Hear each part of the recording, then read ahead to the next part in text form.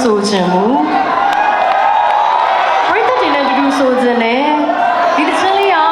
ဖြူတို့အားလုံးအတွက်အဓိပ္ပာယ်ရှိတဲ့အမှတ်တရတွေအများကြီးရှိတယ်ဖြူတို့ဘာလို့ဒီနေ့ဒီနေရာမှာရောက်နေကြတယ် CRC မှာရောက်နေရတာတခုတည်းကိုပြောတာမဟုတ်ဘူးเนาะ CRC မှာရောက်နေကြတယ်ဖြူတို့ဒီပြည်ပြေးဒုက္ခတွေမြန်မာလူကြီးကြတော့ကြားရတာစိတ်ညစ်စရာကြီးဟုတ်တယ်မလားဒါပေမဲ့အဲ့ဒါအမှန်တရားသူတို့ခေါ်နေတဲ့ပြည်ပြေးမတွေဆိုတာလေယူရိုဖြူလေးကပြည်ပြေးမဘာလို့ပြည်ပြေးရတာလဲဆိုတာသိတယ်မလားဖြူပြေးစံလို့ပြေးရတာမဟုတ်ဘူးလေ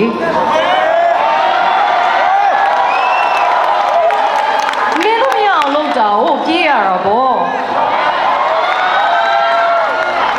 ဖြူတော့တေဝါလို့ရှင်ဖြူပရိသတ်တွေကိုသူမတစ်ချင်းဆိုပြလို့ရမလားညရင်ဆိုပြလို့ရမလား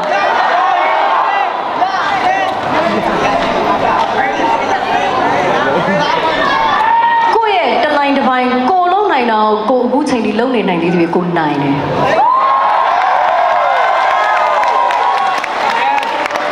ဒီနေ့ထိဒီလိုရှိနေသေးလဲဆိုလို့ရှိရင်လေဒီတစ်ချမ်းလေးရဲ့နောက်ခံမှာပြမယ်ဗီဒီယိုလေးကိုကြည့်ပြီးတော့ပရိသတ်တွေထပ်တူခံစားလို့ရမယ်လို့ထင်ပါတယ်